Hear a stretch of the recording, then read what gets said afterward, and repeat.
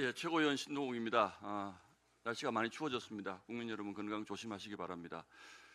그런데 최근 민주당 내부를 보면 정말로 도무지 이해하기 어려운 시점을 특정하자면 이재명 대통령이 민주당의 실세로 등장한 이후에 도무지 이해하기 어려운 악마적 이중성을 민주당이 보이는 장면을 아주 자주 목격합니다.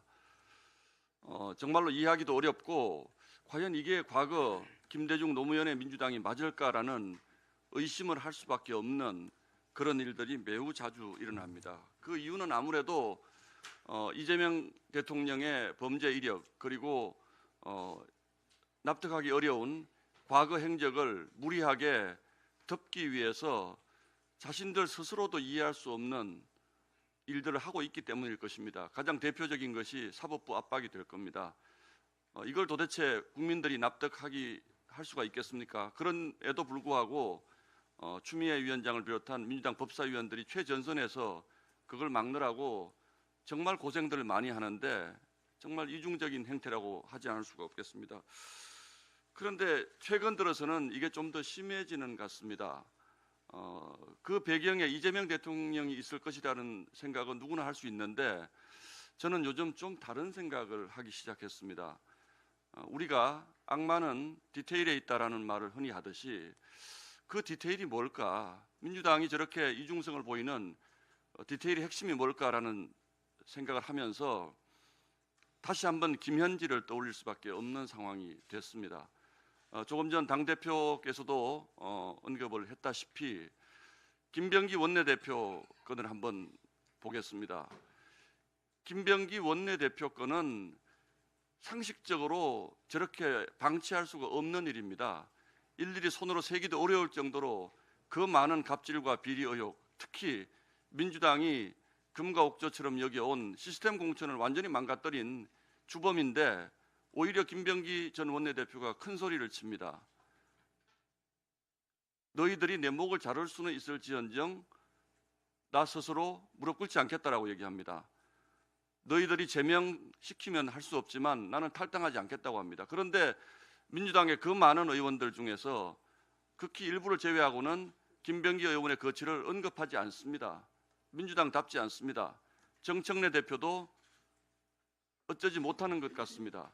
그러면 김병기 전 원내대표가 왜 이렇게 나올까라는 생각을 하지 않을 수가 없습니다.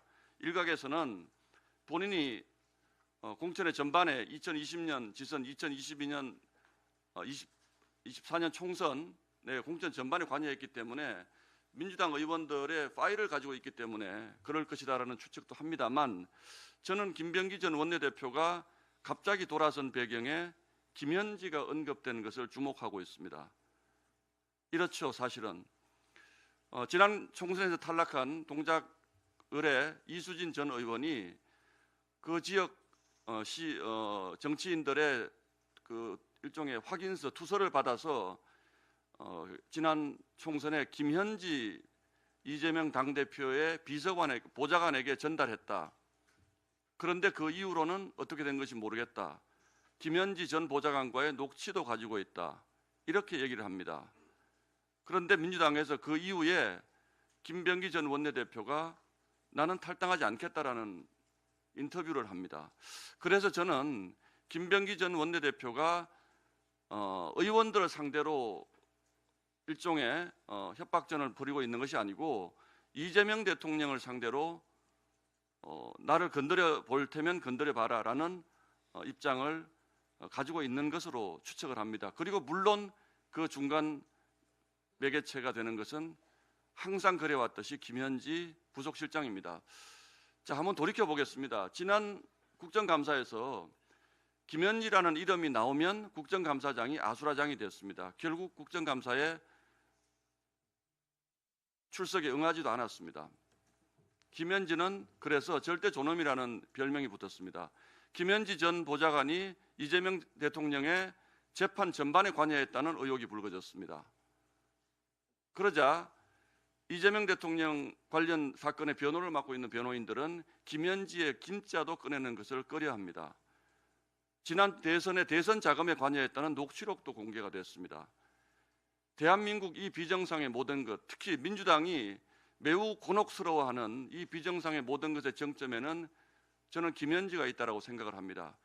그래서 요즘 민주당 계열 방송들을 보면 심지어는 민주당 계열의 평론가들도 맹렬하게 김병기 전 원내대표를 비난합니다. 탈당해야 한다. 더 나아가서 의원직도 수행해서는 안 된다. 이런 얘기를 매우 맹렬하게 합니다. 그러면서 본인들이 뭐라고 하냐면 왜 민주당에서 이렇게 김병기 전 원내대표 건에 대해서 소극적으로 나오는지 이해할 수 없다라고 얘기를 합니다. 그들 스스로도 이해할 수 없는 겁니다. 과연 무엇이 두려워서 이렇게 하는 것인가? 저는 김병기 전 원내대표가 김현지 부속실장과의 중요한 연결고리였다고 생각을 합니다. 그것을 통해서 지난 총선에 비명 학살 공천이 이루어졌고 민주당이 자랑하는 그 시스템 공천의 문제점도 김병기 전 원내대표, 김현지 부속실장, 이재명 대통령으로 이어지는 이 라인이 비밀의 열쇠를 다 가지고 있다고 생각합니다. 자, 정리하겠습니다.